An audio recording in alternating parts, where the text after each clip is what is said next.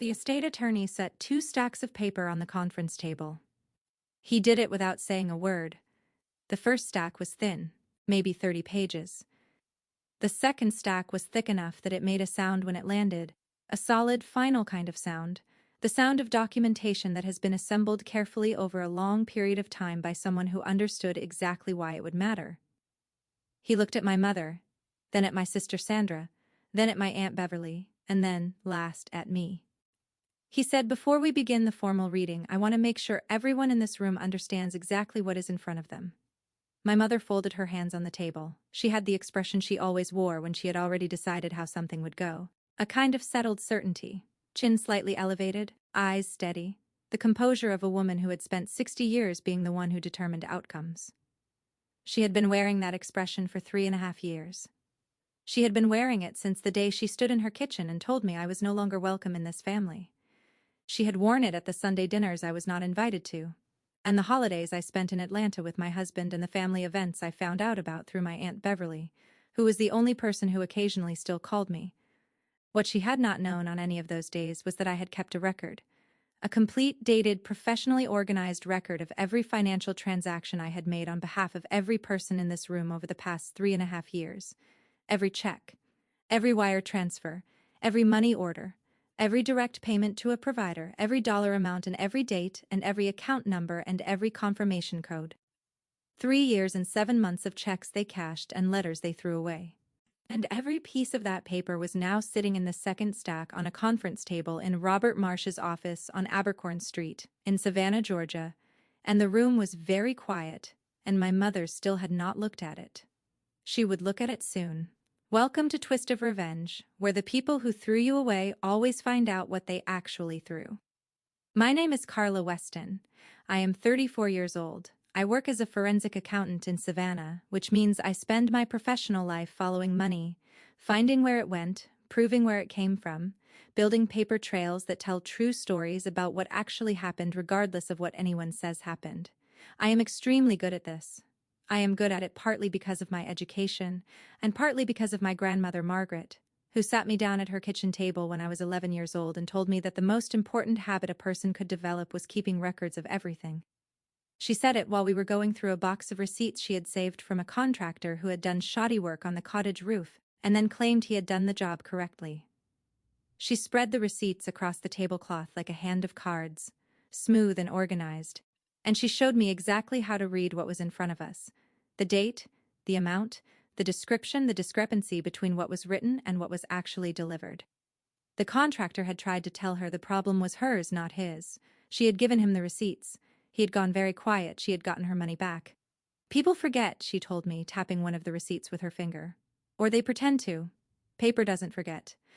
Paper is just the truth, written down and dated." She folded the receipts back into their box. "You keep records of everything important, not because you expect people to lie to you. Because when they do, you want to be ready." I did not know, sitting at that table at 11, that she was teaching me the exact skill I would one day need to protect what she left me. I think she knew. I think she knew a lot of things she never said out loud, and that the recipe box full of receipts and the contractor story were not about the contractor at all. I think they were about everything that came after. I need to go back to the beginning. Not the very beginning. I could tell you about my whole childhood in that Savannah house and we would be here all day, but the beginning of the part that matters, which was a Sunday afternoon 3.5 years ago when my mother told me to leave and did not expect me to have anything to say about it. My family, my mother Donna, my father Phil, my sister Sandra, and my grandmother Margaret, who was my mother's mother and the original owner of the property we all gathered around, had been a unit my entire life. Not always a happy unit, not always a kind one, but a unit. We showed up for holidays, we called on birthdays, we ate Sunday dinner together more often than not. We were, by the standards of most American families, present in each other's lives. What we were not, always, was honest with each other. And the dishonesty had a specific shape in my family, which was that my mother decided things and everyone else accommodated those decisions without much discussion. My mother was the center of gravity. What she approved of was approved. What she disapproved of was quietly, consistently made difficult until it went away or until the person attached to it adjusted their behavior to something she could tolerate. This was not discussed. It was simply how things worked. The same way weather works. You did not argue with it, you dressed for it. I had been the difficult thing for most of my adult life. Not because I was actually difficult. I was, by most measures, a successful and responsible person who had built a real career and paid my own bills, and caused no particular problems in the world. But because I had made choices my mother did not approve of, and had refused eventually to apologize for them or to change them, I had chosen a career she thought was dry and unimpressive. Forensic accounting did not have the social weight that medicine or law had, and my mother was a woman for whom social weight mattered considerably. I had dated men she didn't like, for reasons that were sometimes articulated and sometimes not. I had formed a close friendship with my grandmother that excluded her, which she had resented since I was a teenager. The grandmother-granddaughter relationship Margaret and I had built was, I understood later, something my mother experienced as a kind of betrayal, a relationship that existed outside her authority, that she could not manage or redirect, that had its own warmth and its own history and its own Sunday phone calls. My mother and her mother had always had a complicated relationship. Margaret was the kind of woman who said what she thought. My mother was the kind of woman who preferred that people said what she wanted to hear. They had managed each other carefully for decades, and the fact that I was close to Margaret, genuinely close, in the way that involves telling each other the truth was something my mother had never been fully comfortable with. Before Marcus. Marcus was just the thing that finally made the difficulty official. Marcus Webb was a man I had been dating for 2 years when he proposed. He was a good man, steady, kind, careful with people in the specific way that comes from paying attention rather than from performance. He was a project manager at a civil engineering firm, and he had a habit of remembering the exact details of things you had told him weeks earlier and asking about them. Which sounds small but is actually, in my experience, one of the rarer qualities a person can have. He was also, in my mother's unspoken but unmistakable assessment, not the right background for our family. She never said it directly. She was too careful for that. But she conveyed it in the pattern of her behavior, the pauses when his name came up, the way she shifted conversations to other subjects, the specific tone she used when she asked how things were going with him, a tone that suggested she was tolerating the question rather than asking it. Marcus proposed on a Thursday evening in October in our apartment in Atlanta, with a ring he had spent 3 months selecting and a speech he had clearly thought about but delivered imperfectly and warmly, the way real speeches go. I said yes before he finished. I called my mother that same night, from the kitchen while Marcus opened a bottle of wine, because I wanted her to know before anyone else and because I believed in the specific optimistic way I still believed things then, that she would hear the happiness in my voice and respond to it. The call lasted 4 minutes. She asked if I was certain. I said yes. She asked if I had thought about what this would mean for the family in the long term. I said I had thought about what it would mean for my life. She said those were not the same thing. I said I would let her process and that I hoped she would call me when she was ready. She did not call me back. The Sunday dinner 2 weeks later was the conversation we had been building toward for 2 years. Marcus and I arrived at the Savannah house at noon. The table was set. The food was ready. Everyone was present. And the temperature in that house was the specific cold that has been manufactured, rather than naturally occurring, the kind you feel immediately when you walk through the door, the kind that has been produced by a week of phone calls between the people who live there and maintained through breakfast, and will be maintained through dinner, because the person who set the temperature has decided it is necessary. Dinner was quiet. My father asked Marcus several careful and entirely neutral questions about his work and his background, the questions of a man following instructions to be cordial without actually being warm. Sandra talked about her own life at length, which was what Sandra did at every gathering, and which on that particular Sunday felt more deliberate than usual. My mother was polite in the specific way that is indistinguishable from unfriendly if you know the difference. She did not compliment his cooking contribution. He had brought wine and a dessert, and she did not ask him a single question about himself, which for a woman who prided herself on her manners was itself a statement. My grandmother Margaret sat at the end of the table and watched everything the way she watched things when she was paying maximum attention, which looked from the outside like serenity and was actually something closer to assessment. After Marcus left, my mother asked me to stay. My father went to the den. Sandra went upstairs. My grandmother stayed at the table, which was her right since it was her house, and my mother was not comfortable with it, but she also was not in a position to ask her own mother to leave her own dining room. My mother sat across from me and said that she had concerns. Concerns about Marcus. Concerns about my judgment in the situation. Concerns about the direction my life was taking. She spoke in the careful, measured voice she used when she had rehearsed what she was going to say and was following the script. I listened.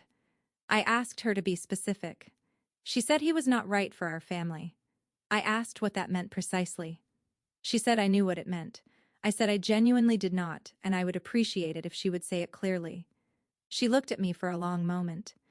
Then she said that some things did not need to be said plainly, that I was choosing to be difficult, and that if I was determined to move forward with this engagement, then I needed to understand that she could not support it, and that choices had consequences for the whole family.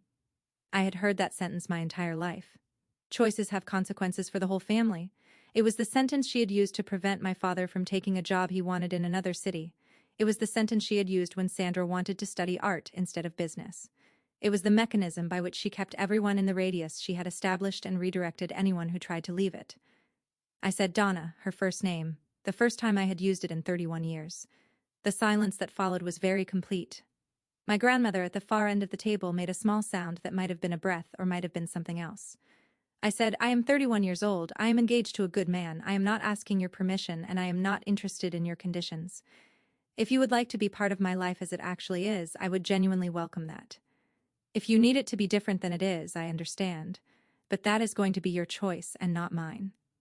She looked at me for a long time, then she said, if you leave tonight without agreeing to reconsider this engagement, I want you to understand that you are making a choice about this family.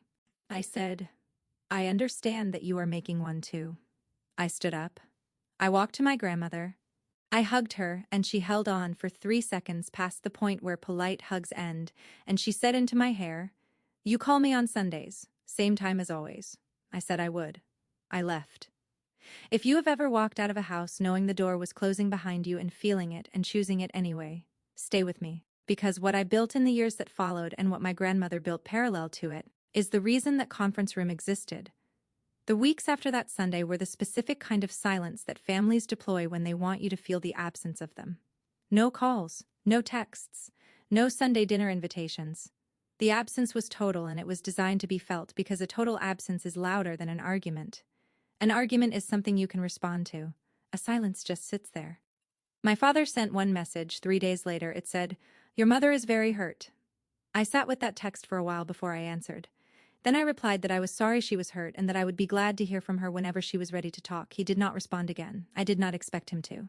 My father was the kind of man who delivered messages but did not carry conversations, who showed up where he was told to show up and said what he was guided to say and returned to his den when the exchange was complete. Sandra called once in the second week. She said she thought I was being selfish.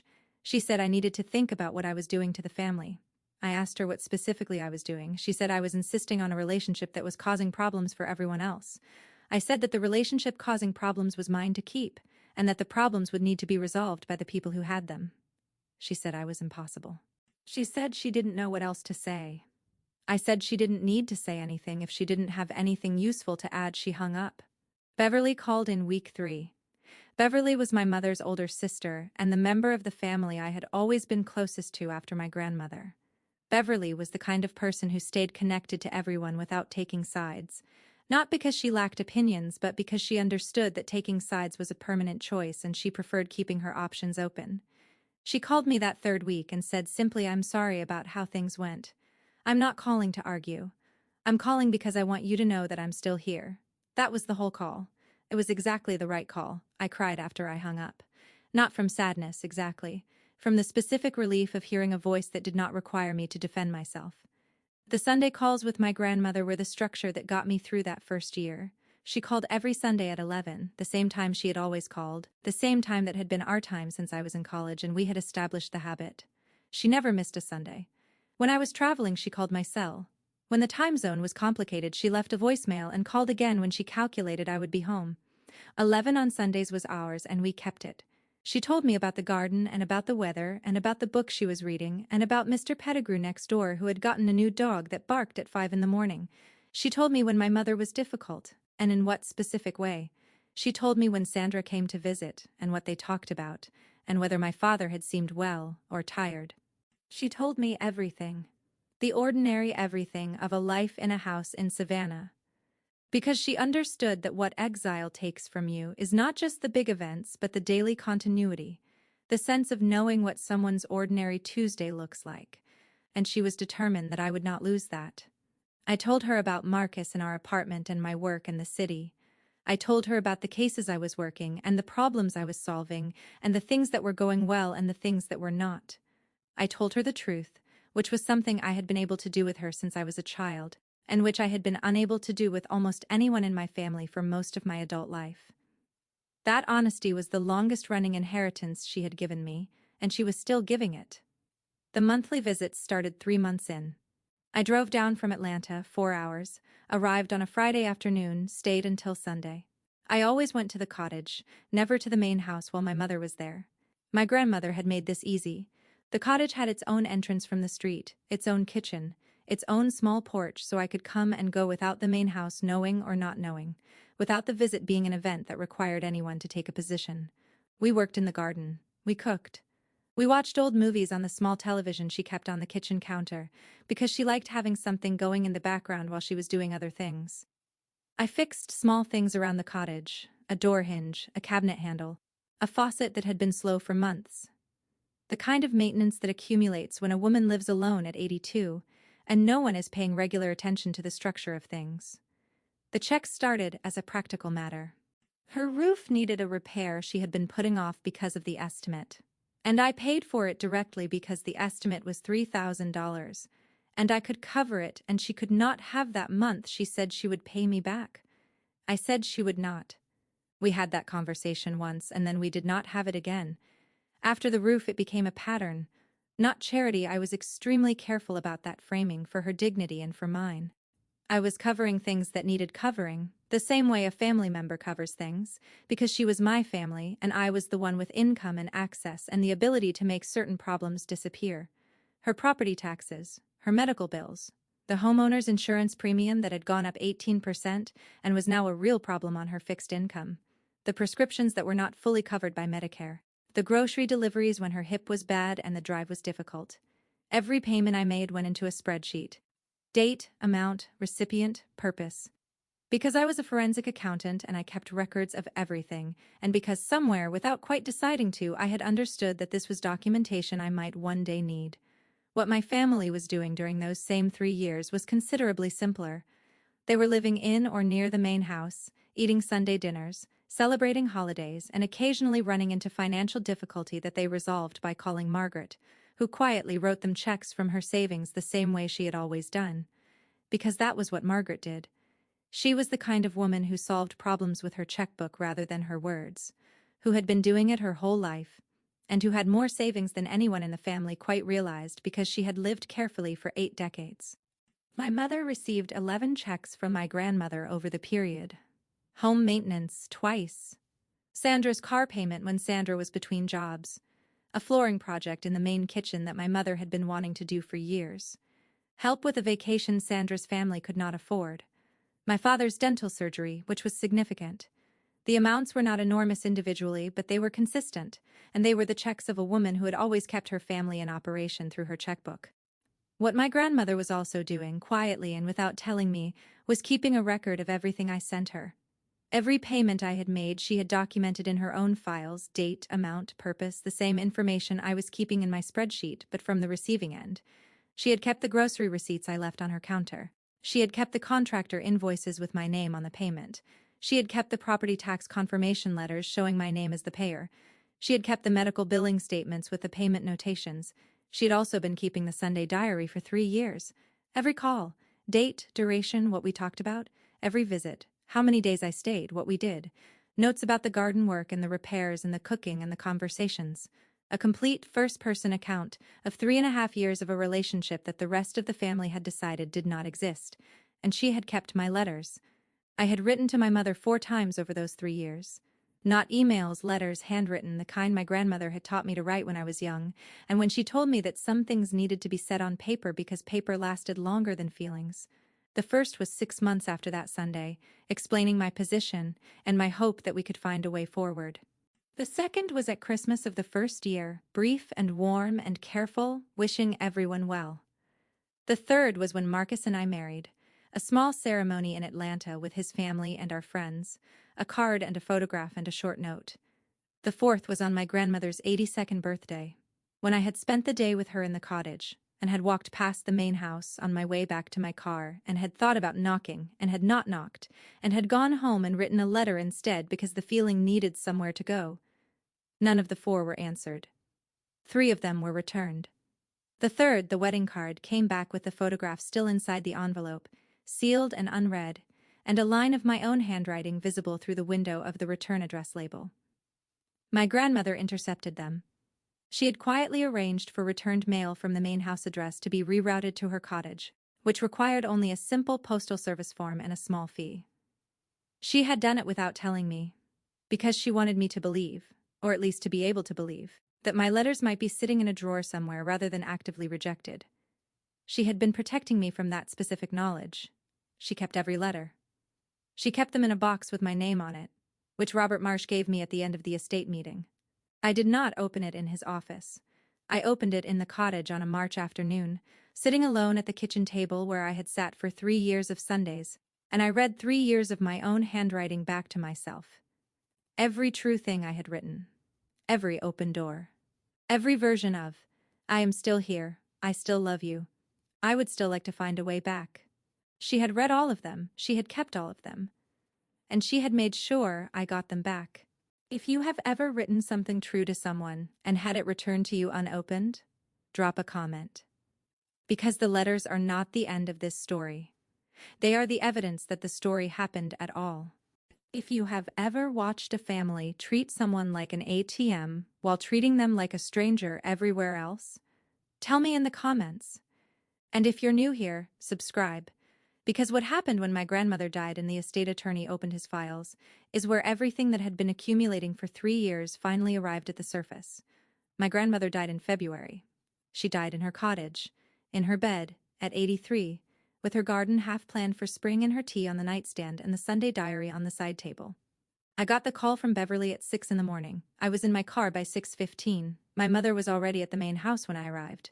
She came to the door and looked at me with an expression I had not seen from her in 3 years. Not cold exactly, but careful. Like she was deciding something, she said. Carla, I said. I know. I walked past her to the cottage. The funeral was 4 days later. I planned most of it because Beverly was overwhelmed and Sandra was useless in a crisis, and my father was the kind of man who needed to be told specifically what to do before he did anything. I arranged the flowers, gardenias, which were Margaret's favorite. I wrote the obituary. I called her friends, the ones whose numbers were in the diary by the phone. I picked the hymns. I stood at the door of the church and thanked people for coming, the same way I had thanked people at events for 20 years. Because it was a thing I knew how to do and someone needed to do it. My mother watched me do all of this without saying very much. I think she was calculating. I think she was trying to figure out what my presence meant for the estate. And I think the calculation was making her nervous. And I think she was covering the nervousness with the same careful politeness she always used when she was uncertain. The meeting with the estate attorney, Robert Marsh, was scheduled for the Monday after the funeral. He had called me directly, which was the first signal that something was different, because estate attorneys typically call the executor, and I was not the executor. My mother was the executor. He had called me anyway separately and asked me to be present. I arrived at his office before anyone else. I was a forensic accountant. I knew what estate attorneys' offices looked like. I knew what the stacks of paper on the conference table meant before he said a single word. He set the thin stack and the thick stack on the table. Then my mother arrived, then Sandra, then Beverly, and eventually my silent father. They sat down. He waited until everyone was settled. Then he said, "Before we discuss the terms of the will, I want to make sure everyone understands what documentation Margaret provided to this office over the past 3 years." He put his hand on the thick stack. "This is a record, assembled by Margaret herself, and supplemented by financial records she formally transferred to this office in October of last year, of every financial transaction involving her estate over a period of approximately 3.5 years. He looked around the table. "Every transaction, in and out," my mother frowned. "What does that have to do with the will?" he said. "Margaret was very specific that she wanted the people in this room to have access to this documentation before we discussed her wishes. She felt it was important context." He paused. I agreed with her. He began with the outgoing transactions, the checks my grandmother had written to my mother over 3.5 years, home repairs, Sandra's car payment when Sandra was between jobs, my father's dental work, a loan for Beverly's furnace that had never been repaid, amounts, dates, check numbers. He read them without commentary. Then he turned to the incoming transactions. Every check I had written, every bill I had paid directly to a provider, every property tax payment, every medical bill, every grocery delivery, documented with a receipt I had not known she was keeping, every repair I had covered, every month for 3 years and 7 months. The room went very quiet in the way a room goes quiet when the people in it are doing math they did not expect to do. He set the documentation down. He said, over the period in question, Carla contributed approximately $114,000 to Margaret's care, maintenance, and property costs. A pause. This was done without any formal agreement or expectation of repayment, and Margaret wished that to be clearly established before the terms of the will were read. Sandra said, "We didn't know she was doing that." He said, "I understand." My mother said nothing. Her hands were still folded on the table, but something in the way she was holding them had changed. He opened the will. My grandmother had left the cottage and its surrounding half-acre to me. She had left the main house and the primary parcel of property to be divided between my mother and Beverly equally. She had left her savings divided in 3 parts, one to me, one to my mother, one to Beverly. Sandra and my father received specific personal items she had designated for them. Everyone in the room received something, but the cottage was mine. The specific piece of land my grandfather had built for her. The space where she and I had spent 3 years of Sunday mornings and Wednesday afternoons, and long spring weekends in the garden, that was mine. She had made it mine legally 18 months ago, when she quietly updated the will, and she had instructed Robert Marsh to make sure the financial documentation was available to explain why. My mother looked at the will for a long time. Then she looked at me. I thought she was going to argue. I had prepared for her to argue. I had my own copy of every bank record, every receipt, every payment confirmation, organized in a binder in my bag, because I was a forensic accountant, and I did not go into significant meetings without documentation. She did not argue. She said, quietly, "You were there the whole time?" I said, "Yes." She said, "We didn't know." I said, "You didn't ask." She was quiet for a long moment, then she said something I had not expected and had not prepared for. She said, "She told me. Last fall, when I visited, she told me you had been coming. She told me you had been taking care of things." She paused. I didn't know what to say, so the first didn't say anything. Another pause. "To her or to you?" I looked at her. The woman who had told me 3.5 years ago that my choices had consequences for the whole family. The woman who had not called. Whose letters, my letters, had come back to me. Some of them unopened. None of them responded to. 3 of them returned with my own handwriting visible through the envelope window. The checks she had cashed. The letters she had kept. "I know," I said, "because what else was there?" Sandra asked if the will could be contested. Robert Marsh said she was welcome to consult her own attorney. He said it in a tone that made clear he did not think it would go well. Sandra did not ask again. My father said, "Your grandmother loved you very much." He said it looking at the table. It was the most he had said in the entire meeting. I believed it was true. I also knew it was the closest he was able to get to saying that he had loved me very much too, in his own insufficient way, and that he had let things go in a direction he had not had the courage to prevent. Some men are like that. You love them, and you grieve what they couldn't give you, and you move forward. If you have ever had someone show up for you in the way my grandmother showed up for me, not loudly, not dramatically, just consistently, Sunday after Sunday, year after year, with the specific grace of a person who decides you are worth keeping, drop a comment. I want to know you are out there. The cottage is mine. I went there the afternoon after the estate meeting, while my mother and Beverly were in the main house doing whatever needed doing in the way of a household settling into the reality of an estate.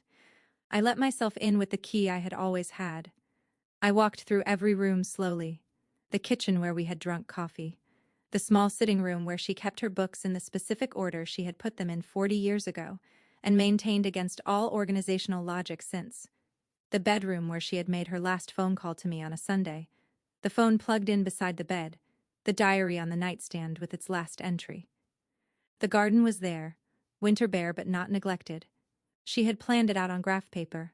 I found the plans on the kitchen counter, weighted down with her garden scissors the way she always left things she wanted to remember. She had circled the gardenias. She had noted the tomato varieties she wanted to try. She had marked a section along the back fence with a question mark and the word rosemary, which she had been trying to source in a specific variety for 2 years and had not yet found. I sat in the kitchen for a long time with the garden plans in my hands. I thought about my grandfather building this cottage. I thought about my grandmother living in it for 30 years. I thought about 3 years of Sunday phone calls and what they had been for both of us, the thread that kept us connected across a distance that other people had tried to make permanent.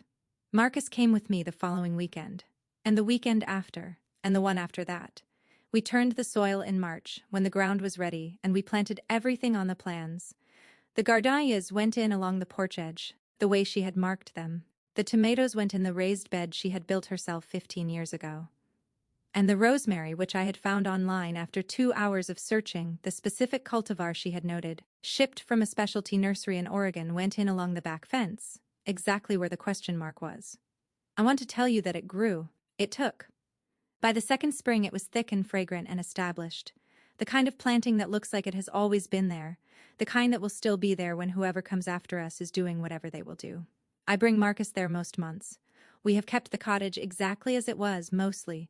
The books are still in their order. The garden scissors are still on the counter. The Sunday phone sits on its table beside the diary, which I have read 3 times and will probably read again. My grandmother spent 3.5 years teaching me, one Sunday at a time, that presence does not require permission, that you can show up for people who have told you to leave, that love does not dissolve because someone decides not to acknowledge it. That paper keeps records of things that people prefer to forget. She was right about all of it. She was right about most things. The relationship with my mother is not repaired. I want to be honest about that. Because this is not the kind of story that ends with a dramatic reconciliation scene and everyone hugging in a kitchen with music swelling. It is the kind of story that ends with something slower and more uncertain. She has called me 4 times since the estate meeting. The first call was practical, estate paperwork she needed my signature on. The second was the one where she said she was sorry. She said it clearly, without qualifiers, in the specific voice of someone who has rehearsed something long enough to get it right. I said I heard her. I said I believed her. I did not say it was okay because it was not entirely okay, but I said I heard her and I believed her, and that is what I could give her honestly.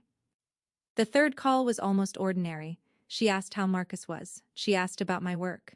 She mentioned a repair the main house needed. It lasted 20 minutes. Nothing in it was warm exactly, but nothing in it was hostile, and I understood that for Donna that was already a significant movement. The fourth call was longer. She mentioned the garden at the cottage, which Beverly had apparently told her about. She said she heard it looked good. I said it did. She said Margaret would have liked that. I said I thought so too. She was quiet for a moment. Then she said she had been going through some old boxes and had found a photograph of me and Margaret in the cottage garden when I was about 8, and that she wanted to know if I would like a copy. I said yes. She said she would mail it. It arrived the following week. A square photograph, slightly faded at the edges, my grandmother and I in the garden with the sun behind us, both of us squinting a little and both of us smiling in the real way rather than the camera way. Margaret had her hand on my shoulder. I looked about 8, maybe 9. I have put the photograph on the cottage kitchen windowsill. Sandra has not called. I did not expect her to. Beverly and I have lunch when I come to Savannah, which is most months now. She said once, over soup, that she had always known I was still around even when nobody was saying so. I asked how she knew. She said, because the gutters on the cottage got fixed and Margaret couldn't have paid for that herself and nobody asked me for money. I laughed. She laughed. It was a good lunch. We have had several more since. My father came to the cottage once in April, on a Saturday, alone. He knocked on the door and stood there when I opened it with his hands in his pockets the way he stood when he did not know what to do with himself. He said he wanted to see how the garden was coming along. I let him in. We walked through it. He asked what the plants along the back fence were. I said rosemary, the variety she had been looking for. He nodded. He did not say much else, but he stayed for 40 minutes, which for my father in a situation he had not caused and could not fix was longer than I expected. When he left, he said, "It looks good, Carla." I said, "Thank you." He went to his car and drove back to the main house. I stood at the cottage door and watched him go and thought about what it took for him to get himself there, and I decided it was something. Marcus and I are building something in that cottage. Not moving there permanently, we have our lives in Atlanta, but keeping it. Making it ours and Margaret's at the same time. I planted her rosemary along the back fence. It took. The first spring it came in thin and uncertain, and by the second spring it was thick and fragrant, and the kind of thing that looks like it has always been exactly where it is. I kept every check stub. I kept every receipt. I kept the Sunday call logs I had made in my own notebook, parallel to my grandmother's diary. Because I am a forensic accountant, and I keep records of everything, and she taught me to, and it turned out to matter in ways neither of us planned for when I was 11 years old at her kitchen table learning to read a receipt. She kept everything, too. The letters I sent. Even the ones my mother returned to me. She had asked the postal service to reroute anything returned from the main house to the cottage address, quietly, without telling anyone, so that the letters my mother threw back arrived at my grandmother's door instead of mine. She read every one. She filed every one. She left them in a box with my name on it that Robert Marsh gave me after the meeting. I read them in the cottage on a March afternoon with the windows open and the smell of the garden coming through and Marcus making coffee in the small kitchen. 3 years of letters I had written not knowing if they were being read. Every one of them read. Every one of them kept. By the person who mattered. My family threw away every letter I sent. My grandmother kept every one. My family cashed every check I wrote. My grandmother documented every one. She knew exactly what had happened and exactly what the truth was, and she made sure that in the end the paper said so. Numbers don't lie. Paper doesn't forget. She taught me that when I was 11. She proved it at 83. If your family has ever tried to erase you while using what you gave them, comment, "They kept every check, so I know you are out there." And if this story made you think about someone who kept something of yours when nobody else was paying attention, maybe this week is the right time to call them. The Sunday calls were the whole story. Everything else was just the proof. Subscribe to Twist of Revenge. I will see you in the next one.